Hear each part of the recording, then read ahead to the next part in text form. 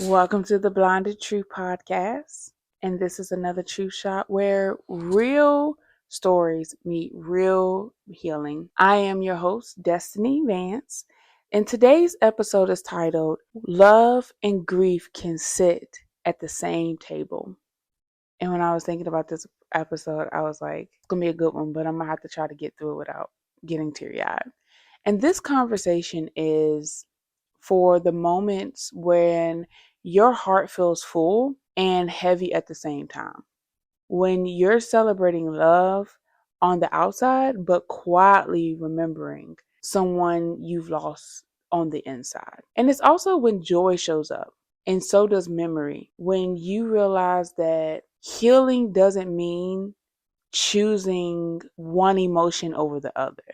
It means learning how to hold both, because sometimes love brings celebration and sometimes love brings tears and sometimes it brings both in the very same moment.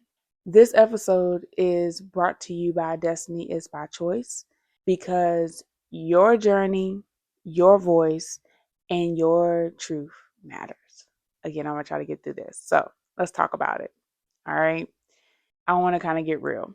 So yesterday, as I was recording, yesterday was Valentine's Day. And for some, it was beautiful. Like for some of us, we had a great day. We got flowers, dinner, text messages, all the things, right? But for some of us, it was not. For some of us, it was heavy because love doesn't only show up in romance, right? It shows up in memory and absence and the empty chair at the table. Valentine's Day can be a reminder of who you have, but it can also be a reminder of who you lost. And both can exist at the same time. Yesterday was a good day for me. I felt loved, I celebrated, I was grateful, but I also found myself thinking about our podcast engineer, Bear. He's like a brother to me. He lost his dad last year. And when we were talking, doing some work for the podcast, he mentioned that yesterday would have been his dad's birthday. And I was just like, wow, imagine that. Like the world is covered in red hearts and chocolate, and your heart is remembering a father you can't call or go see. And that's real, right? For me, as I think about today, which is February 15th, 20 years ago, on February 15th, 2006, I'll never forget the day I got the call and lost, because I lost my dad. And everybody would be like, it's 20 years. Like, that sounds like a long time. But in reality, grief does not operate on a calendar. It doesn't care, like, at all. I don't know how many times you try to swing it, but it doesn't care how many years pass. Like, it doesn't ask permission to show up. It just does. And some years it knocks you to your feet. And some years it kicks you right in the face. And this year it feels, for me, different every year. But for me, this year is different. And I don't know if it's because of where I'm at in my life, but I can hold joy and grief at the same time. And I know some people can't do that, but I couldn't always do that. And there was a time that when grief swallowed everything, when holidays felt fake, when celebration felt forced, when smiling felt like betrayal, it was hard. I'm sure you have sometimes felt that. Like, if you laugh too hard, if you enjoy yourself too much, it somehow dishonors the person you lost. And let me free you from something today. Your joy does not betray your grief, and your grief does not cancel your joy. They can coexist. Love and loss are intertwined, right? The only reason grief hurts so deeply is because love existed so deeply. You don't grieve what didn't matter. You don't ache for what meant nothing. Grief is evidence of love. I want you to listen to that again and say it again in your spirit. Grief is evidence of love. So when Valentine's Day rolls around and you feel that sting of like, I don't have nobody or I'm missing this person, it doesn't mean you're broken. It means you're loved. And when birthdays come and go and the person isn't here, when anniversaries hit, when random memories sneak up on you and you're in the grocery store, I can listen to a song that my dad used to love, which was Jump Jump. Don't ask me who was by, but every time I hear that song, I can remember him listening to it and dancing to it.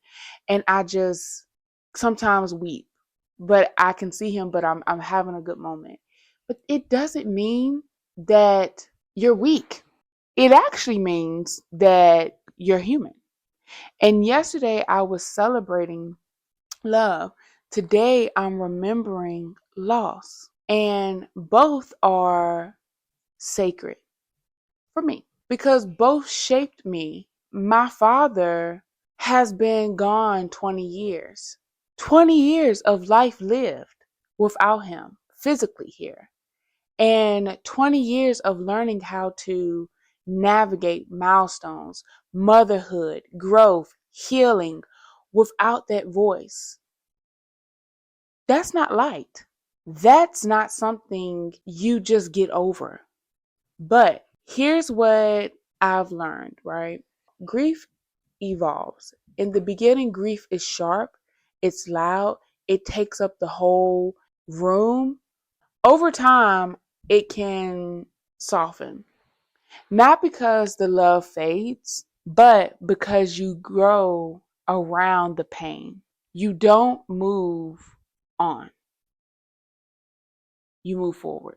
And sometimes you move forward carrying both roses and ashes in the same hands. And that's what yesterday was and today feel like for me. Roses and ashes.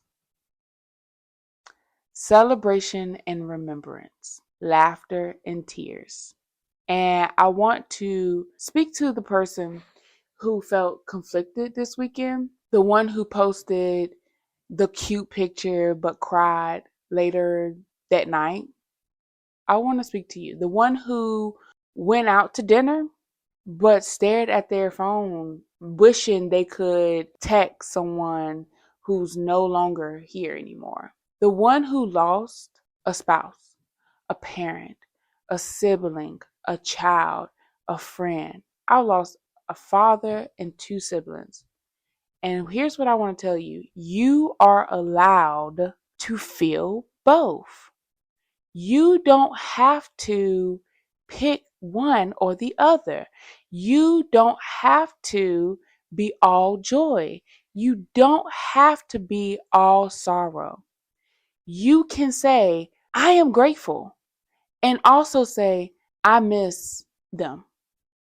You can say, I'm loved, and also say, I'm grieving. And for the people that tell you that you can't, tell them go drink their water and mind their business, because that doesn't make you unstoppable. It actually makes you whole. And to my engineer, if you ever watch this, which I know you will, Bear, because you keep up even when you ain't working on the episodes, your dad's birthday still matters. His impact still matters. And your grief is valid. And to anyone marking a date today that the world forgot, even if it's later on this month when you're watching this, heaven hasn't forgotten, and neither has your heart. Grief and love cross over because they were born from the same place. Love is the seed, grief is the echo, and Here's the uplifting truth in all of this. The fact that we can still love after loss means loss did not win. The fact that we can celebrate again means grief did not win. And the fact that we can talk about it openly means we are healing. 20 years ago, I lost my dad, but I didn't lose the lessons. I didn't lose the memories. And I didn't lose the strength that came from surviving that pain. And I refuse to let grief make me bitter. I choose to let it make me deeper. I choose to let it make me softer with people who are hurting. I choose to let it remind me that time is precious. Because here's the truth: Valentine's Day isn't just a day about romance, it's about love. And love doesn't end when someone dies. It changes forms, but it becomes memories. It becomes legacy. It becomes the way you show up differently in the world. So if you're grieving today, whatever day it is, feel it. Allow yourself to process it.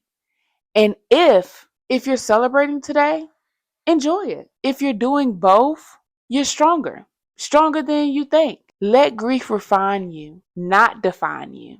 Let love expand you, not blind you. And understand that you can carry sorrow and still build joy.